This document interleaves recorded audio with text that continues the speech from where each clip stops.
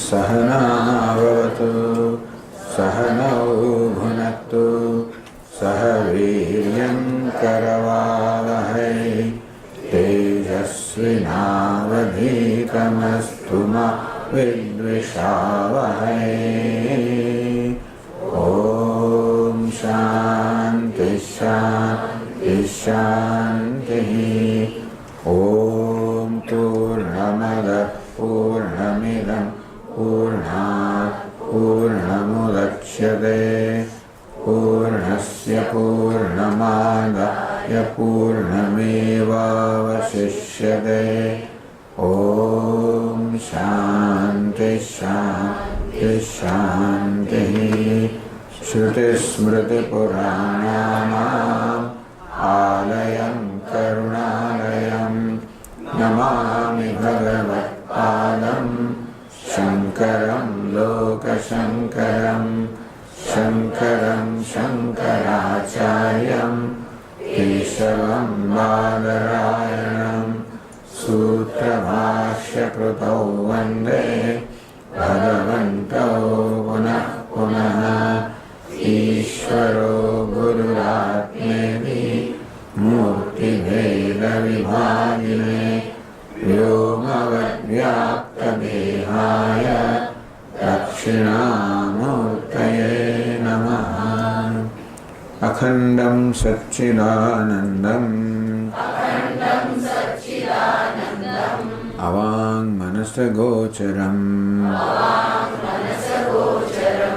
आत्मानमखिलाधारम् आश्रयेऽभीष्टसिद्धये अर्थतोऽप्यद्वयानन्दात् अतीतद्वैतभानतः गुरूणाराध्यवेदान्त सारं वक्ष्ये यथामति।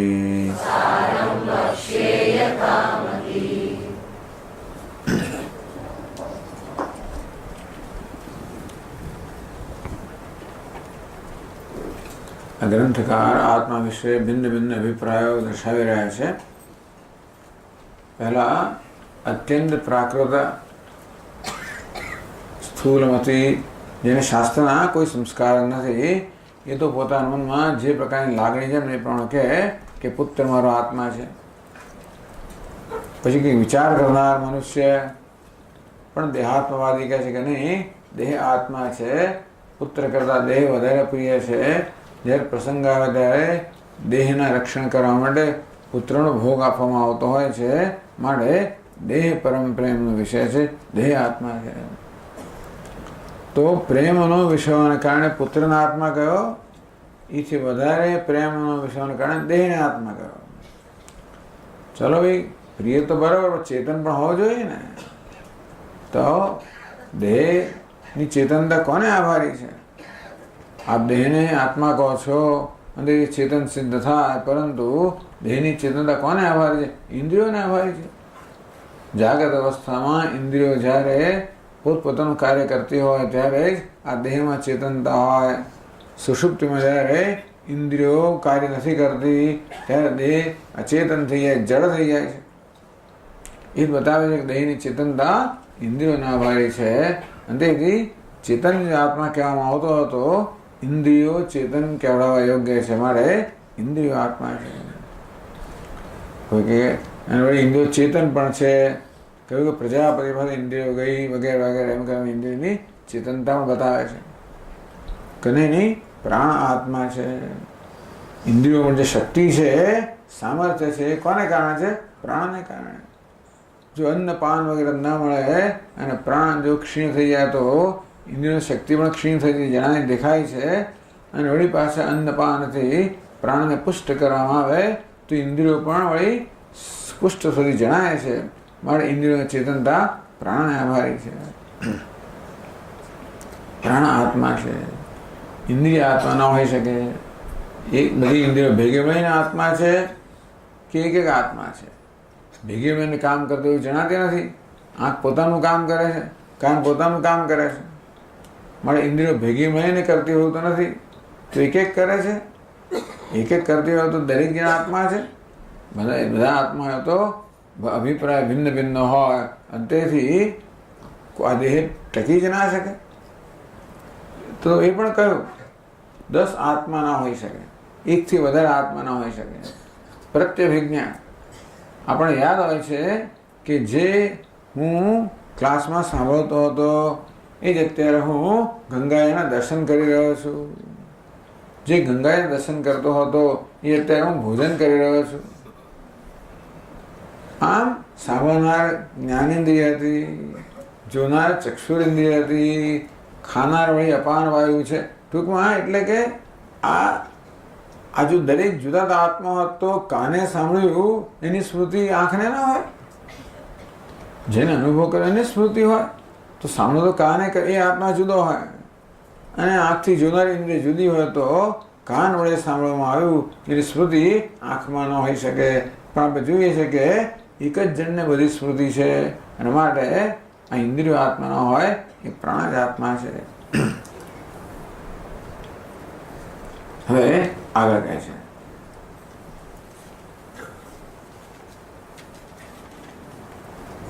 બસો ને 16 પાના પર અન્યસ્તુ ચાર્વાકઃ અન્યોંતર આત્મા મનોમયઃ ઇત્યાદિ શ્રુતેઃ મનસી સુપ્તે પ્રાણાદેહ અભાવાત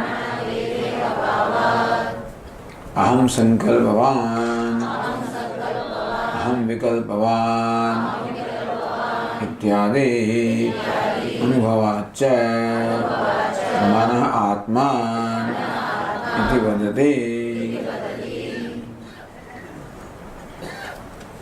તથા વિશિષ્ટ અધિકારી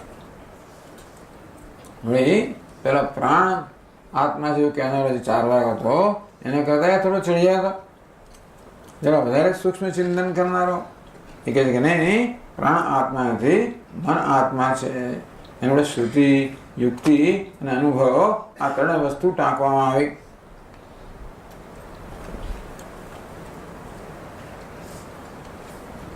અન્યોંતર આત્મા મનોમય. અન્ય એટલે બીજો, પ્રાણમય અન્ય. આ પ્રાણમય કરતા બીજો. અંતર પ્રાણથી પણ અભ્યંતર, પ્રાણથી પણ અંદર, પ્રાણથી પણ સૂક્ષ્મ, પ્રાણનો પણ નિયામક. જે અંદર હોય, અંતરમાં હોય, અંદર હોય, સૂક્ષ્મ હોય, નિયામક હોય, એ આત્મા હોય. તો મન તો પ્રાણ કરતા પણ અંદર છે, સૂક્ષ્મ છે, પ્રાણનું પણ નિયામક છે. મન પ્રાણને આદેશ આપે કે પ્રાણ હાથને કહે કે ઊંચો થા, એ પ્રાણ પગને કહે કે પેલા સ્થળે જાય વગેરે. આમ મન પ્રાણને પણ આદેશ આપનારું છે, પ્રાણનું પણ નિયંત્રણ છે.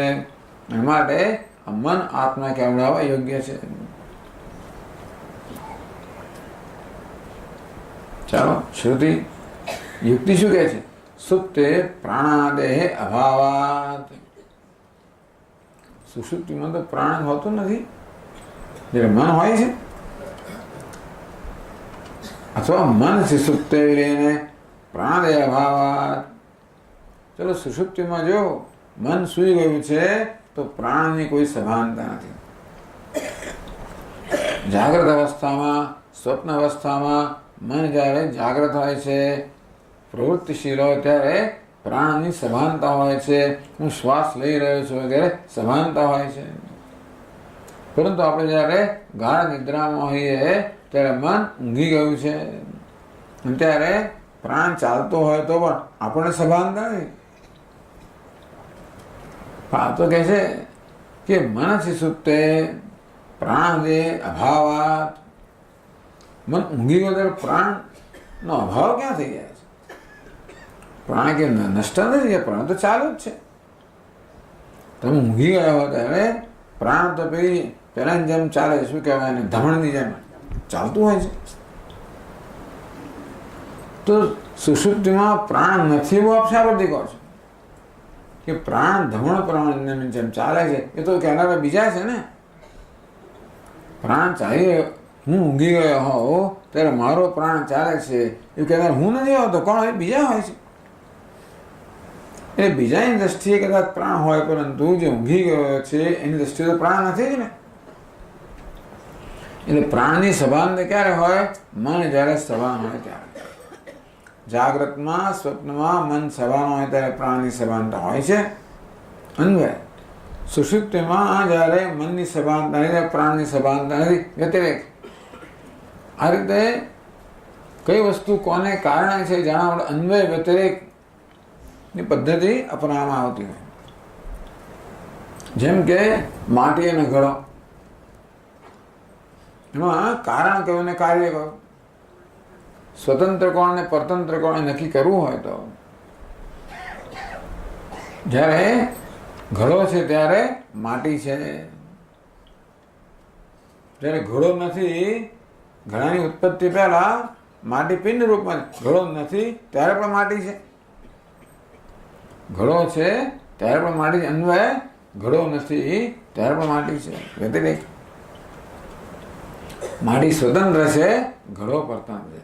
માટી હોય તો ઘડો છે, માટી નથી તો ઘડો નથી. જ્યારે ઘડો હોય ત્યારે માટી છે, ઘડો નથી ત્યારે માટી છે. માટી સ્વતંત્ર છે, કારણ છે, ઘડો પરતંત્ર છે, કાર્ય છે. આમ અન્વય અને વ્યતિરેકથી એ કઈ વસ્તુ સ્વતંત્ર છે અને કઈ પરતંત્ર છે એ નક્કી થાય. દરેક કિસ્સામાં આગળ કર્યું અન્વય વ્યતિરેક.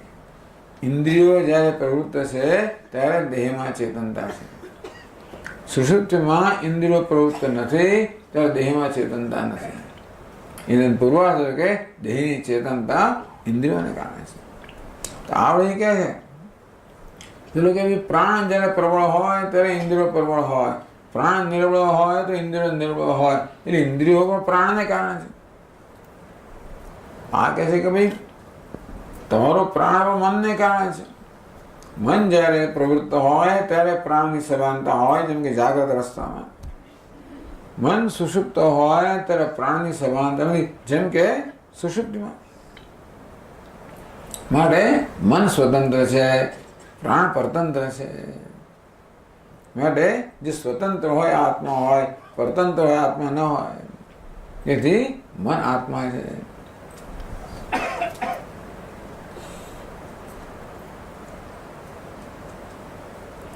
અથવા તો આ કે બહુ આ વાક્ય છે ને કે મન ઊંઘી ગયો ત્યારે પ્રાણ નથી, એ જરા બહુ વિવાદાસ્પદ વસ્તુ છે.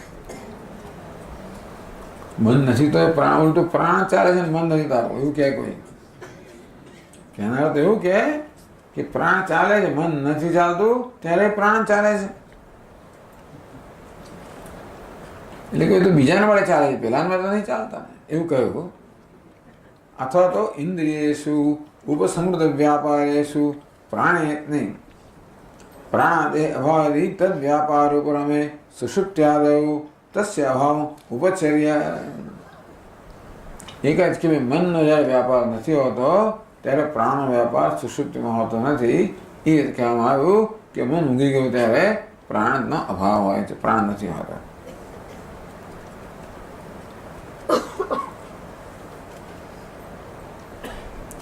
વળી આગળ તથા ચ ઇન્દ્રિયેષુ ઉપસંહૃતેષુ ઉપસંહૃત વ્યાપારેષુ પ્રાણે છે ઉપસંહૃત પ્રાણાપાન ઇતર વૃત્ત. સ્વપ્નનો અનુભવ જુઓ ભાઈ. સ્વપ્નમાં શું છે? ઇન્દ્રિયેષુ ઉપસંહૃત. આપણે જ્યારે સ્વપ્નમાં હોઈએ ને ત્યારે આ જ્ઞાનેન્દ્રિયો કર્મેન્દ્રિયો ત્યાં આગળ પ્રવૃત્તિ કાર્યશીલ નથી. એ આપણે આગળ કહી ગયા. આ જ્ઞાનેન્દ્રિયો કર્મેન્દ્રિયો માત્ર જાગૃત અવસ્થામાં જ એમની પ્રવૃત્તિ છે. ઊંઘી જઈએ એટલે ઇન્દ્રિયોમાંથી અહમભાવ જતો રહે. સ્વપ્નમાં પણ આ દેહમાં કે ઇન્દ્રિયોમાં અહમભાવ હોતો નથી. સ્વપ્નનો દેહ હોય તો એ તો આત્માએ પોતે બીજો દેહ ઉત્પન્ન કરેલો છે. સ્વપ્ની ઇન્દ્રિયો છે પણ સ્વપ્ન માટે ખાસ સર્જાયેલી છે. તો સ્વપ્ન વિષય સૂક્ષ્મ છે ને, એનો અનુભવ કરવા માટે દેહ પણ એવો જોઈએ, ઇન્દ્રિયો પણ એવી જોઈએ. એ ખાસ સર્જવામાં આવી. ત્યાં આ દેહની ઇન્દ્રિયો નથી. એટલે સ્વપ્નમાં, સુષુપ્તિમાં જ્યારે આ બધી ઇન્દ્રિયોનો વ્યાપાર નથી હોતો,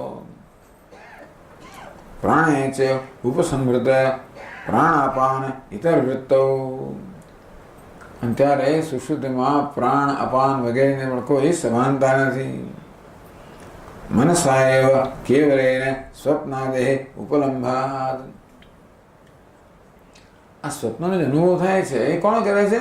ઇન્દ્રિયો નથી, પ્રાણ નથી, તો એ સ્વપ્નનો અનુભવ છે. કોણ કરે છે? મન કરે છે. જો મન કેવું સ્વતંત્ર છે, અનુભવ કરવા માટે મનને ઇન્દ્રિયોની પણ જરૂર નથી કે પ્રાણની જરૂર નથી. જેમ કે સ્વપ્નાવસ્થા,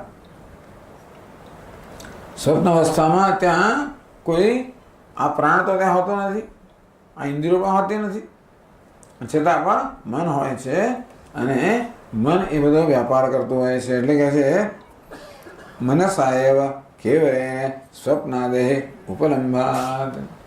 સ્વપ્ન વગેરેનું જ્ઞાન તો મનથી થાય છે. મન એવા આત્મા એથી અર્થ માટે મન આત્મા છે.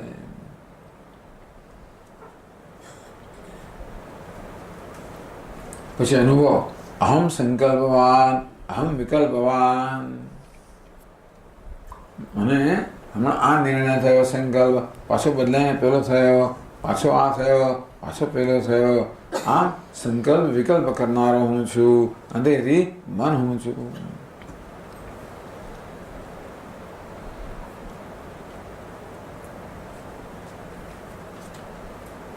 આમ મન આત્મા છે એવું એ બીજો 4 વાક્ય છે. આ 4 વાક્યના મત આવી ગયા. દેહ આત્મા છે, ઇન્દ્રિય આત્મા છે, પ્રાણ આત્મા છે અને મન આત્મા છે. એ 4 ચાર્વાકોનો મત કયા. જે લોકો એ આવું બધું કહે એ બધું તો આપણે એમના લાભ મળે આપણે આ બધું કહીએ છીએ. એ ચાર્વાક ક્યાંથી લાવ્યો કે ભાઈ મન આત્મા છે મને ખબર નથી, કે એ તો અનુમાન સ્વીકારતા હતા. મન તો પ્રત્યક્ષ છે જ નહીં, દેહ જ પ્રત્યક્ષ છે. ચાર્વાક મળે દેહ જ આત્મા છે. કયો ચાર્વાક ઇન્દ્રિય આત્મા કેનાર નીકળ્યો? કયો ચાર્વાક મનને આત્મા કેનાર નીકળ્યો? પ્રાણને આત્મા કેનાર નીકળ્યો હશે? તો હવે આ 4 વાકના મત આવી ગયા. એથી આપણે આગળ વધીએ. પેલા પ્રતિમાં શું કહેવામાં આવ્યું? સવા એષ પુરુષ અન્ન રસમય. પછી કહ્યું તસ્માદ વા એ તસ્માદ અન્ન રસમયાત અન્યોંતરાત્મા મનોમય પ્રાણમય. તસ્માદ વા એ તસ્માદ પ્રાણમયાત અન્યોંતરાત્મા મનોમય. ત્યાં સુધી હવે તસ્માદ વા એ તસ્માદ મનોમયાત અન્યોંતરાત્મા વિજ્ઞાનમય. તૈત્રીય ઉપનિષદ કહે છે કે એ મન કરતા પણ અંતરમાં, મન કરતા પણ સૂક્ષ્મ, મનનું પણ નિયામક વિજ્ઞાનમય છે. તે બુદ્ધિ માટે વિજ્ઞાન શબ્દનો પ્રયોગ થયો. તો આ વિજ્ઞાન શબ્દને પકડે છે આ લોકો. હવે કોણ આવે છે? બૌદ્ધ લોકો આવે છે. બૌદ્ધમાં ભાઈ 4 અભિપ્રાયો છે. એક યોગાચાર, પછી બીજા કોણ છે આપણા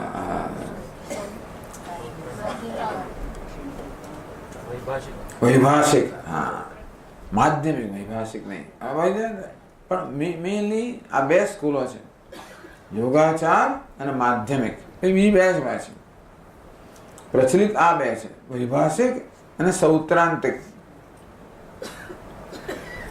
એમાં આ યોગાચાર જેને કહેવાય છે ને એ લોકો ક્ષણિક વિજ્ઞાન કહેવાય છે, અને માધ્યમિક જે કહેવાય છે એ શૂન્યવાદી કહેવાય છે. આ 2 જાણીતા છે, ક્ષણિક વિજ્ઞાન અને શૂન્યવાદી. 2 વૈભાષિક વગેરે મત ત્યાં લીધા છે માંડવ્ય કારિકામાં, અલાત શાંતિ પ્રકરણમાં. વૈભાષિક ને સૌત્રાંતિક ના ફેર શું છે? આ 2 પેલા 2 છે, એક ક્ષણિક વિજ્ઞાની છે, બીજો શૂન્યવાદી છે. એ લોકો બહારના જગતને સ્વીકારતા જ નથી. ક્ષણિક વિજ્ઞાનમાં એમ કહે કે માત્ર ક્ષણિક આત્મા છે એ જ સત્ય છે, બાકી કશું નથી. અને શૂન્ય વાળો કે એ નથી, શૂન્ય જ સત્ય છે.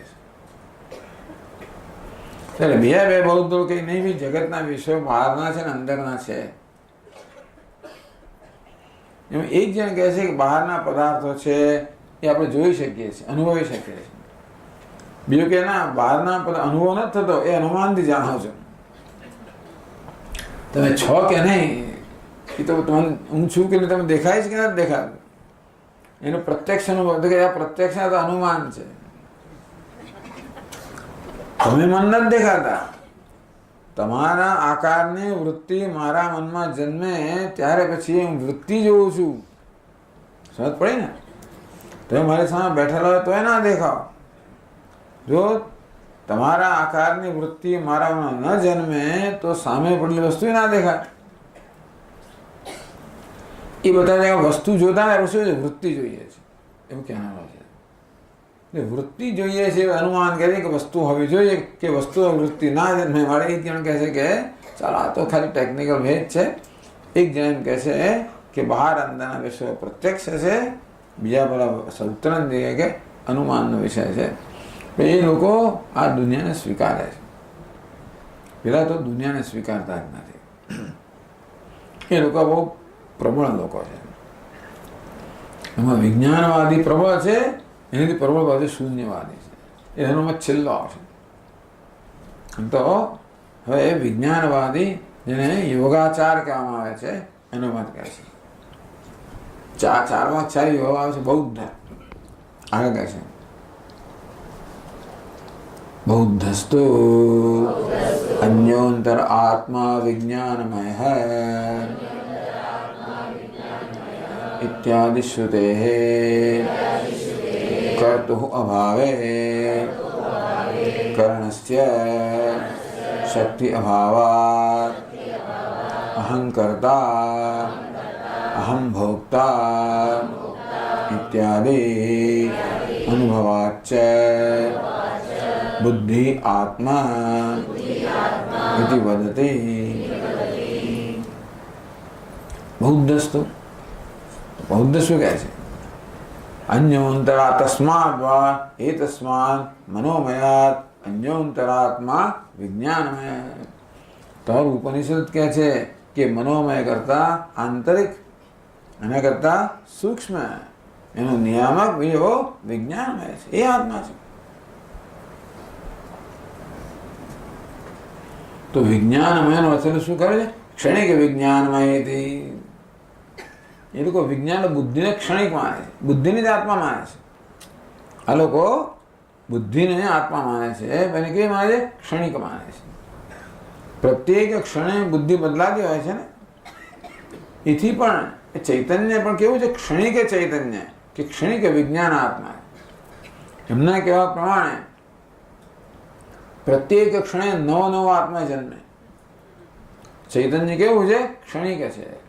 પ્રત્યેક ક્ષણે નવું ચૈતન્ય જન્મે. પહેલી ક્ષણ છે એ બીજી ક્ષણને જન્મ આવે. બીજો ક્ષણિક આત્મા ત્રીજા ક્ષણિક આત્મા જન્મ આવે. ત્રીજો ક્ષણિક આત્મા ચોથા ક્ષણિક આત્મા જન્મ આવે. એ જાય અને પેલો આવે.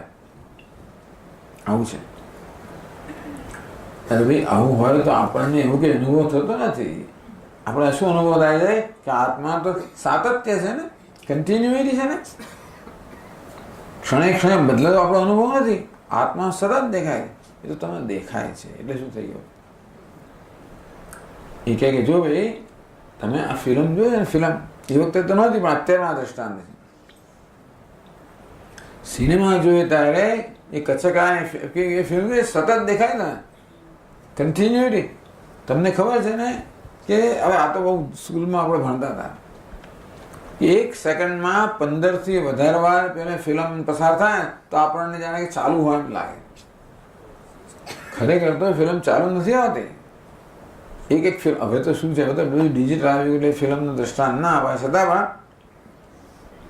પણ રીલ આવતું ને, રીલ, એમાં પેલી ફિલ્મ દરેક ફોટો હોય ને એટલી ઝડપથી ફોટા પડે. એટલી ઝડપ ફોટા ફરે કે 1 સેકન્ડના 15થી વધારે પેલી ફ્રેમ આમ જાય ને તો આપણને જાણે કે સતત ચાલતું હોય, કન્ટિન્યુઅસ ચાલતું એવું જ જણાય, સાતત્ય જણાય. ખરેખર સાતત્ય નથી. એટલે હાથ આમ ઊંચો કરે હોય,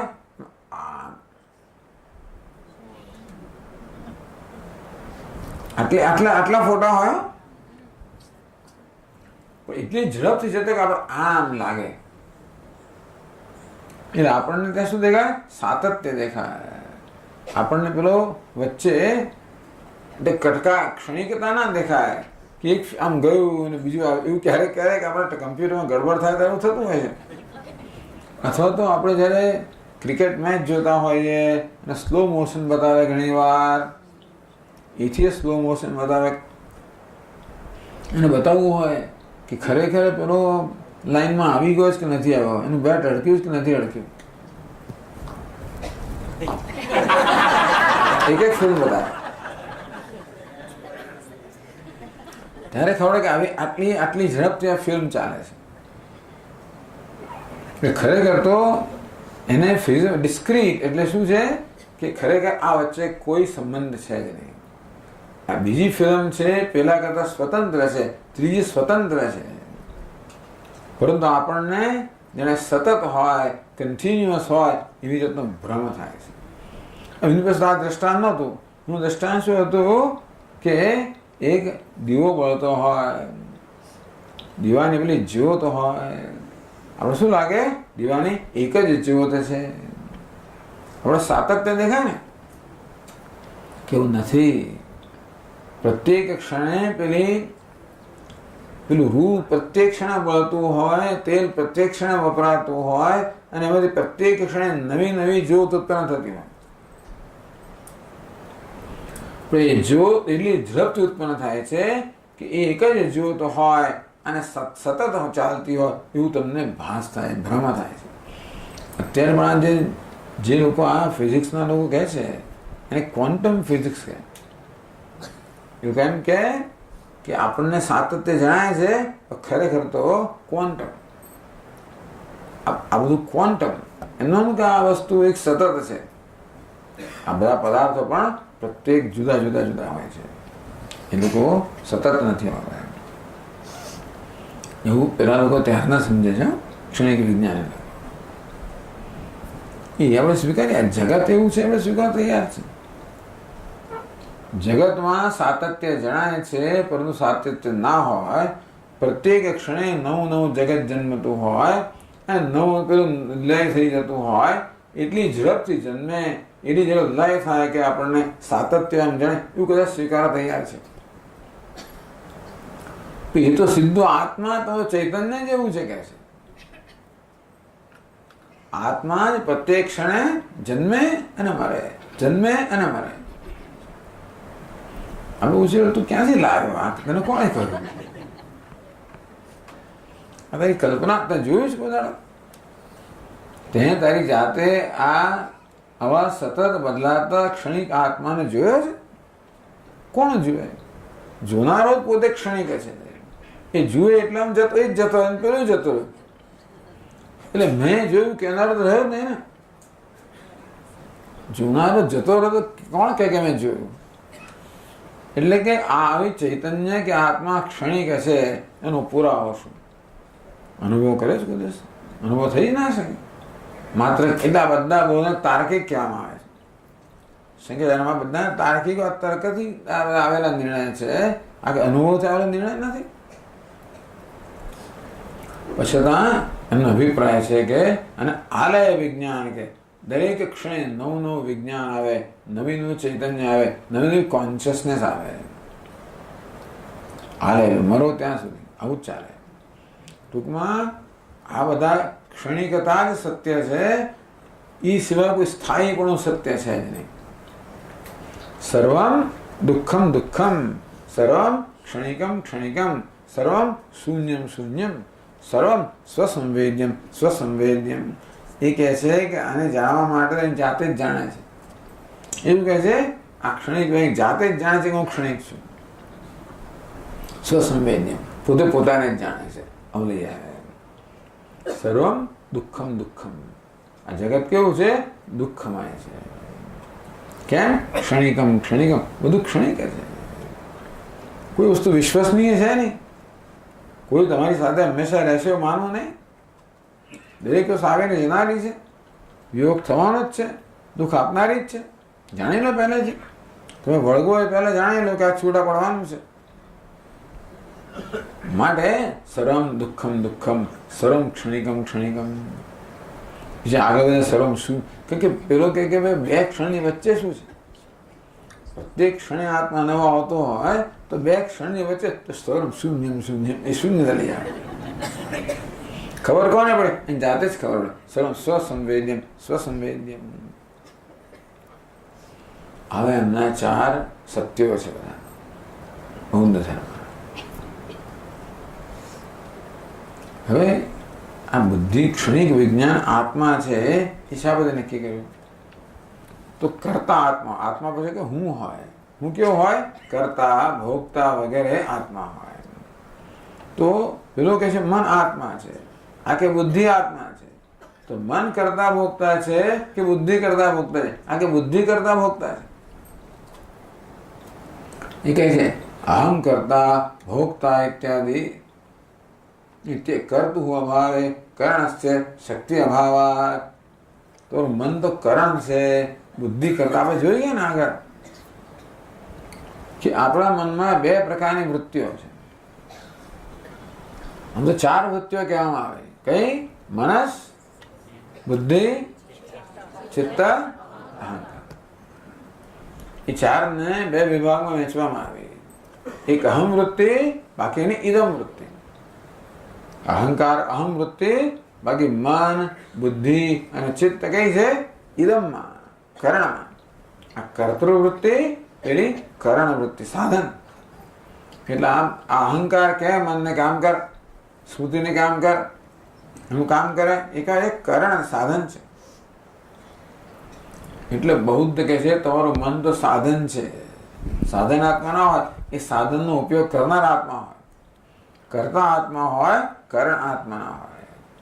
જેમ પેલો કઠિયારો જેવી રીતે લાકડા ફાડતો હોય તો કઠિયારો કોણ કરતા છે? એ પેલો ઉપયોગ કરે છે કુહાડીનો. કુહાડી કઈ કરતી નથી, કરનાર કોણ છે? કઠિયારો છે. તો મન તો કુહાડીના સ્થાને છે અને બુદ્ધિ છે એ પેલા કઠિયારના સ્થાને છે. તેથી કોઈ દાડો પણ પેલી કુહાડી આત્મા ના હોય છે કે કઠિયારો હોય. તે મન તો કરણ છે અને મારે એ આત્મા ના હોય, બુદ્ધિ આત્મા છે કે કર્તૃત્વ બુદ્ધિમાં છે.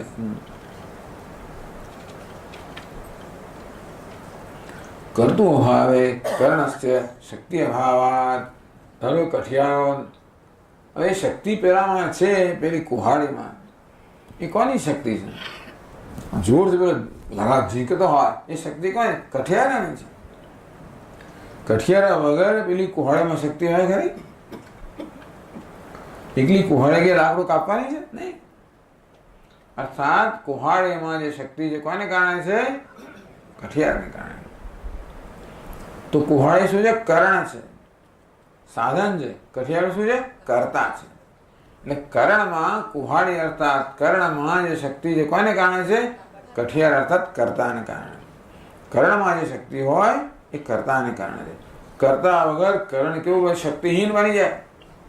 કઠિયારા વગર પેલી કુહાડી શક્તિહીન બની જાય. તો તમારું મન તો શું છે? કરણ છે, બુદ્ધિ કરતા છે. આગળ વળગો ને મન આત્મા છે એને કહે છે તારું મન તો કરણ છે, બુદ્ધિ કરતા છે. બરાબર? મનમાં જે શક્તિ હોય કોને કારણે છે? બુદ્ધિને કારણે છે. પેલું કે તમે બુદ્ધિ નવું શું કામ? તમે મન આગળ બુદ્ધિની જરૂર શું છે? મન જ કરતા એવું કહો શું કરું છું? મનને તમે કરણ કહીને બુદ્ધિ નામની નવી વસ્તુ ઉમેરો છો અંદર. ખાલી મન જ કરતા છે એવું કહો તો શું કરું છું? મનસ એવ કર્તૃત્વમ સાત કેમ વિજ્ઞાન આ મન જ કરતા છે. એટલે પેલું મન બુદ્ધિ ચિત્ત કરતા છે. તો અને તો અહમ વૃત્તિની કોઈ જરૂર નથી. તો તમે એ વિજ્ઞાનને કેમ લાવો છો? મનસ કર્ણ પક્ષપાતિત્વાત ન કર્તૃણભો ગોચરત્વ વિધિ, કે મન તો છે ને કરણના સ્થાને છે, એના માટે કર્તૃત્વ એનામાં ના હોય. એટલે કે છે કર્તુ અભાવે કર્ણસ્ય શક્તિ અભાવાત. જ્યાં કરતા ના હોય ત્યાં કરણમાં કોઈ પ્રકારની શક્તિ ના હોય, કઠિયાર ના હોય ત્યાં કુહાડીમાં કોઈ પ્રકારની શક્તિ ના હોય. પછી કહે છે કે જો આ મન બધું અનુભવ કરનાર હોય, મન કરતા હોય, તો આ મન તો બધી ઇન્દ્રિયો સાથે સંપર્કમાં હોય છે. તો એક સાથે બધી ઇન્દ્રિયોનું બધું જ્ઞાન થઈ જવું જોઈએ. એવું તો થતું નથી, એક એક જ થાય છે. એ બતાવે છે કે મનનો ઉપયોગ કરીને જ્ઞાન પ્રાપ્ત કરનાર કોઈ બીજું છે. મન પોતે જ ધારો કે જ્ઞાન પ્રાપ્ત કરનાર હોય તો મનનો બધી ઇન્દ્રિયો સાથે એક સાથે સંપર્ક હોય છે, અને તો પછી બધી ઇન્દ્રિયોનું જ્ઞાન એક સાથે થવું જોઈએ. એવું થતું નથી. એક ઇન્દ્રિયનું જ્ઞાન એક સાથે થાય છે. એ બતાવે છે કે મનનો ઉપયોગ કરનાર કોઈ બીજો છે જે મન દ્વારા ઇન્દ્રિયો દ્વારા જ્ઞાન પ્રાપ્ત કરે છે.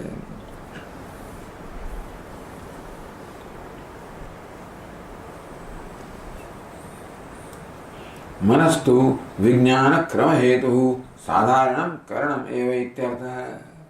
મન તો બિચારો હમણાં સાંભળે, પછી જુએ, પછી સ્પર્શે, પછી બોલે. એટલે વિજ્ઞાન ક્રમ હેતુ ક્રમે કરતું હોય છે. અમારે તો કરણ છે, જ્યારે વિજ્ઞાન છે એ કરતા છે.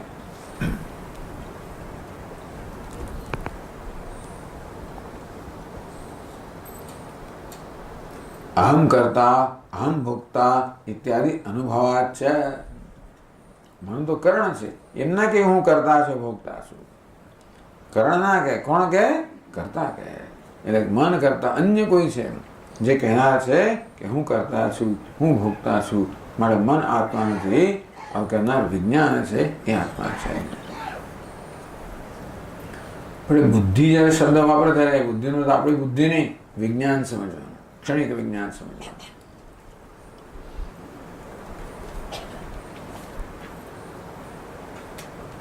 એવં વેદ વાક્યવાદાન ઉપન્યસ્ય. આ બધા વેદ બહારના વાક્ય બધા અભિપ્રાય છે. ચાર વાક પણ કેવો છે? વેદ. પેલો અત્યંત પ્રાકૃત વેદ બાહ્ય છે, બિચારા કઈ ખબર નથી. ચાર વાક પણ વેદ બાહ્ય એટલે વેદની બહાર, વેદના નહીં સ્વીકારનારા. બૌદ્ધ પણ કેવો છે? વેદ બાહ્ય છે. નાસ્તિકો છે જે વેદમાં શ્રદ્ધા ન ધરાવતો હોય, વેદને પ્રમાણ ન માનતો હોય, નાસ્તિક કહેવામાં આવે.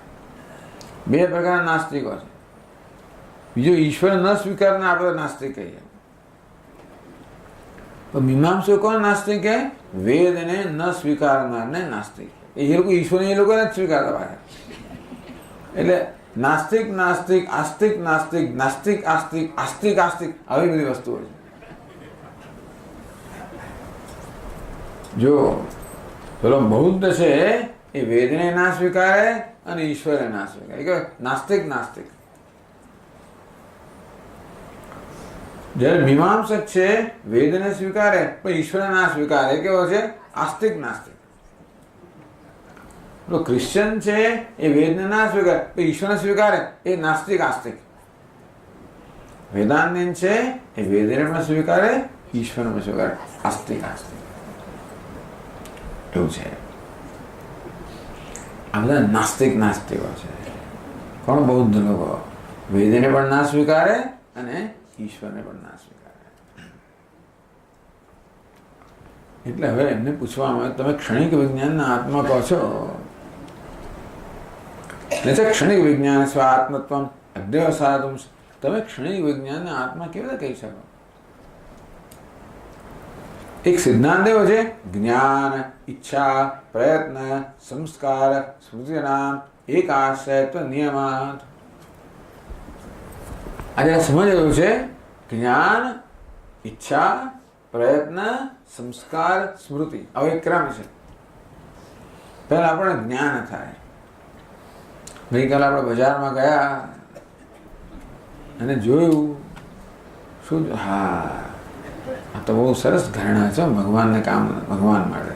જોયું, પહેલા જ્ઞાન થયું કે આ ઘરેણા છે. ઈચ્છા જન્મી, મારે ખરીદવું છે. પ્રયત્ન થયો દુકાનમાં જવું અને ખરીદવું. પછી યાદ રહ્યો સ્વામીજી હું આટલા લઈ આવી. પાછું સ્મૃતિ હોય, સંસ્કાર જે અનુભવ થાય ને સંસ્કાર પડે. પછી જો ગયા વર્ષે તો આ લઈ આવ્યા હતા, આ વર્ષે આ લીધું, ગયા વર્ષે પેલી દુકાન હતી, આ વખતે દુકાન ક્યાં જતી રહી? દુકાનદાર બીજો તો બધું યાદ રહે છે. એક એક વસ્તુ એક વેદાંત યાદ ના રહે, બાકી બધું યાદ રહેતું. ખરે કહે કે આ યાદ નહીં, આ બધું આ યાદ ના, પેલું બધું યાદ રહેતું હોય છે. 5 વર્ષ પહેલા મને કોણે શું કહ્યું અને કોણ કહી ગયું, આ બધું યાદ રહેતું હોય છે. તો પહેલા વસ્તુનું જ્ઞાન જન્મે, પછી એમાંથી ઈચ્છા જન્મે, એમાંથી પ્રયત્ન જન્મે, એ પ્રયત્નના સંસ્કાર મનમાં પડે, એમાંથી સ્મૃતિ જન્મે. બરાબર છે? આ બધું એક જ જાણે થવું જોઈએ ને. પ્રયત્ન આણે કર્યો હોય અને સંસ્કાર પેલામાં હોય અને સ્મૃતિ બીજા, એવું તો ના જ બને ને. સ્મૃતિ કોને હોય? જેને સંસ્કાર હોય એને. સંસ્કાર કોને હોય? જેને પ્રયત્ન કર્યો એને. પ્રયત્ન કોણ કરે? જેને ઈચ્છા હોય તેને. ઈચ્છા કોને હોય? જેને જ્ઞાન હોય તેને. જેનું જ્ઞાન નથી ને ઈચ્છા ના થાય. 100 વર્ષ પહેલા કોઈને કમ્પ્યુટરની ઈચ્છા નહોતી, લેપટોપની ખબર જ નહોતી ને, જ્ઞાન જ નહોતું. હવે જેમ જેમ એ લોકો આપણું શું કહે છે, જ્ઞાન વધારતા જાય છે. મોટા પહેલા જ પાના પર આવે iPhone S6 જ્ઞાન આવ્યું. કહું છે ઈચ્છાથી મને જોઈએ છે.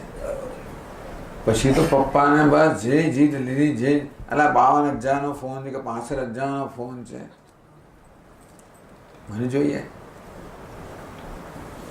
પ્રયત્ન થાય, પપ્પાને મનાવવાનો પ્રયત્ન થાય. પછી એમાંથી છે મેડમ મનાવો, જે કંઈ કરો, જીત કરો, એમ કરો જેમ કરે મેળવો. પછી યાદ રહે કે હા જો આ ફોનમાં આવું, પેલો S7 આવશે ને પાછું, એની પછી સ્મૃતિ રહેશે. આમ એક નિયમ એવો છે કે જ્ઞાન, ઈચ્છા, પ્રયત્ન, સંસ્કાર, સ્મૃતિ, આખો ક્રમ છે. બધું એકમાં જ હોવું જોઈએ. જ્ઞાન એકને હોય, ઈચ્છા બીજાને હોય, પેલો પ્રયત્ન એવું ના હોય. એક જ એનો આશ્રય કે એક જ આશ્રય હોવો જોઈએ, અનેક ના હોય. તમે કહો છો કે દરેક ક્ષણે નવો નવો આત્મા આવ્યો, તો જ્ઞાન બીજી એક આત્માને થયું, ઈચ્છા એટલા જતો રહે પાછો, બીજો ક્ષણિક આવ્યો, ઈચ્છા એને થઈ, એ તો જતો રહે પાછો. પ્રયત્ન ત્રીજો કરે, એ ગયો, સંસ્કાર ચોથામાં હોય, એ ગયો, પછી સ્મૃતિ 5મામાં હોય. ટૂંકમાં આપણને આ બધી જ્ઞાન, ઈચ્છા, પ્રયત્ન, સંસ્કાર, સ્મૃતિ છે એ બતાવે છે કે એક સાતત્ય છે, ક્ષણિકતા નથી. આત્મા સતત છે, ક્ષણિક જતો નથી રહેતો. નહીંતર આ પ્રકારનું સાતત્ય હોય ને, એક અધિકાર, એક આશ્રયમાં ના હોય. કારણ કે જો નહીંતર હવે આપણે જો આજે ધારો કે જમવા જશો ને તમે સાંજે ખીચડી, હવે તમે ખીચડી ખાશો પ્રેમથી, મને બહુ ખીચડી બહુ ભાવે, બહુ સારું, એક વસ્તુ ભાવે છે લોકોને. રોટલી ખાતું જ નથી, થપ્પા થપ્પા પડી રહે છે. બરાબર. પણ આજે હું ખીચડી જ્યાં ખાવું પ્રેમથી, એ ક્યારે ખાવું ખબર છે? મને ગઈકાલની સ્મૃતિ છે કે ગઈકાલે ખીચડી ખાધી હતી, એવી જ આ ખીચડી દેખાય છે. સાદૃશ્ય. આ ખીચડી મને ભાવશે એવું નક્કી કર્યા પછી ખાઈએ ને આપણે. એ ભાવશે એવું નક્કી ક્યાંથી કર્યું? આ ખીચડી ગઈકાલની ખીચડી જેવી જ દેખાય છે સ્વામીજી, એવી જ છે. શું કહે? સાદૃશ્ય, સમાનતા. આમ ગઈકાલની ખીચડી સાથે આજની ખીચડીનું સાદૃશ્ય છે. એ બધું અનુમાન કરીએ કે આપણે સ્વાદિષ્ટ હશે અને હમણાં આપણે ખાવા યોગ્ય છે, પછી નિર્ણય કરે કે હું ખાઈશ. આવું થઈ જાય તો આપણે નહીંતર ના ખાઈએ. ગઈકાલે રોટલી ભૂલથી લીધી મેં ધારો કે, અને પછી એની સ્મૃતિ રહે કે આજની રોટલી છે ગઈકાલની રોટલી જેવી હશે. એને બદલી હોય તોય પણ આપણે હાથ જ ના અડકારીએ. ભાઈ આ વર્ષે રોટલી જુદા પ્રકારની છે, આ વખતે રોટલી બધી પહેલાં જેવી જાડી નથી, પાતળી છે. પેલો ગયા વખતનો અનુભવ થયેલો ને, એટલે જે તો એ જ સ્મૃતિમાં રહ્યું હોય. એટલે કહે છે કે જો ક્ષણિક વિજ્ઞાન હોય તો અનુમાન પણ, કારણ કે ગઈકાલે ખાનારો તો ગયો, આજે ખાનારો બી તમારે કહેવા પ્રમાણે પ્રત્યેક ક્ષણે આત્મા બદલાતો હોય તો જેણે ગઈકાલે ખીચડી ખાધી તો ગયો, આ તો નવો છે, આ શું વસ્તુ છે પૂછે એવું થાય ને ભાઈ. આ તો ખીચડી જોઈએ ને ખબર પડે ગઈકાલે જે હતું એવા પ્રકારની આ વસ્તુ એમાં ખીચડી હોવી જોઈએ. પહેલાં અનુમાન થાય ખીચડી છે, ગઈકાલે ખીચડી ખાધી એને જેવા દેખાય છે. રાખી આપણે તમે આપણે વિચારતા નથી કે આ પ્રક્રિયા આપણા મનમાં ચાલે છે. ખીચડી છે એ અનુમાનથી જાણીએ છીએ, સાદૃશ્ય છે. ગઈકાલે હતું એને જેવું છે એ માટે ખીચડી હોવી જોઈએ. નહીં તો આપણે શું વસ્તુ છે, ઘણી વાર પેલું ઘરે બનાવ્યું ને કે બોલ શું બનાવ્યું છે ખબર ના આપણા આ શું છે, પછી કહે મોહનથાળ સાદૃશ્ય છે એની અંદર, એટલે ભૂતકાળમાં જે ખાધેલો એની કોઈ સમાનતા જ ના હોય તો કોણ કહેતો કે મોહનથાળ છે. એટલે સાદૃશ્ય બધા અનુમાન કરતા હોઈએ છે કે આ વસ્તુ મોહનથાળ હોવી જોઈએ, અને પછી મને ભાવે છે માટે હું ખાવું વગેરે વગેરે આવો નિર્ણય પછી થતો હોય. પણ જ્યાં એક આત્મા અનુભવ કરનાર ગયો અને આજે નવો આત્મા હોય તો એનામાં આવું સાદૃશ્યનું જ્ઞાન ના હોય, અનુમાન ના થશે, કોઈ પ્રવૃત્તિ જ ના થાય. પાણી શુદ્ધ ના પીએ. આ પાણી પીવા જેવું છે ને, આ તો ભાઈ આરોનું પાણી છે, ગઈકાલે પીધેલું વાંધો નથી આવ્યો એટલે આજે પીવું, બાકી ખબર નહીં તો આપણે તો દર રોજ પૂછવું પડે કે આ પીવાય કે ના પીવાય.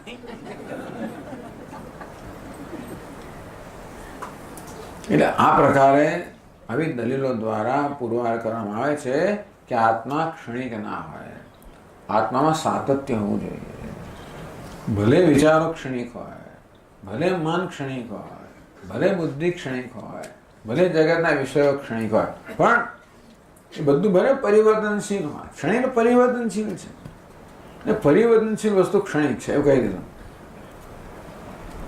પરિવર્તનશીલ વસ્તુ, કારણ કે ધારો કે એક ફૂલ તમે લો, આજે ફૂલ એકદમ સરસ ખીલેલું સુગંધીદાર છે, કાલે જો થોડું ઘણું સુકાઈ ગયું હશે, પરમદાર વધારે સુકાય તો ચોથે દાર તો એકદમ ખરી પડશે બિચારું, એને પેલા પાપડ જેવું થઈ જશે. એવું ક્યારે થાય? એક ક્ષણો તો ના થાય ને. પ્રત્યેક ક્ષણે ફૂલમાં પરિવર્તન આવતું હશે ત્યારે ધીમે ધીમે, એટલે આપણે પ્રત્યેક ક્ષણો પરિવર્તન જોઈ ના શકીએ, તો પ્રત્યેક ક્ષણે પરિવર્તન આવતું હોય તો જ છેવટે સમગ્ર પરિવર્તન આવે ને. એટલે કે આ ફૂલ પહેલાની ક્ષણ હતું એના કરતાં બીજી ક્ષણે જુદું છે, એટલે એક ક્ષણે કે છે તો ખરું. જે વસ્તુઓ પરિવર્તનશીલ છે એક ક્ષણિક છે. જગત બધું પરિવર્તનશીલ છે. ચારવા કોઈ કે દેહ પણ ક્ષણિક જ છે. દેહ છે, મન, બુદ્ધિ બધું પરિવર્તન છે, માટે બધું ક્ષણિક છે, આપણે સ્વીકારવા તૈયાર છે. પણ એ ક્ષણિક છે એવું જ્ઞાન કોઈકને તો હોવું છે ને. એ ક્ષણિકતા નક્કી કેમ થાય? તો ક્ષણિકતાને જાણનાર તો ક્ષણિક ના હોવો જોઈએ, ક્ષણિકતાને આધાર આપનાર ક્ષણિક ના હોવો જોઈએ. પેલું ચક્કર ફરતું હોય, એની ધરી હોય, એ કેવી હોય? એ ન ફરનારી હોય, એને આધાર આપનારી હોય. બધા પરિવર્તન આધારે કેમ હોય? જે પરિવર્તન રહિત છે એ બધા પરિવર્તનને આધાર આપે. જગતનું બધે પરિવર્તન હદ વગરનું પરિવર્તન. ગાણા થઈ જાય તો આપણું બધું સ્થિર દેખાય છે, એનું સારું છે, પણ જ્યાં દુનિયા ઉપર જે ખબર પડે કે બધું કેવું ચક્કર ચાલે, બધું ફર્યા જ કરે છે, ક્રેઝી. આમ જો આખી દુનિયા ઘૂમ્યા જ કરે છે. પરિવર્તનનું જ્ઞાન કોને છે? અને પરિવર્તન આધાર કોઈ પરિવર્તન રહિત હોવો જોઈએ, અને પરિવર્તનનું જ્ઞાન કે એનો આભાસ કરનાર કોઈ પરિવર્તન હોવો જોઈએ. વેદાંત કહે છે કે આ ક્ષણિકતાનો આધાર તો નિત્ય હોવો જોઈએ, ક્ષણિકતાનો સાક્ષી પણ નિત્ય હોવો જોઈએ.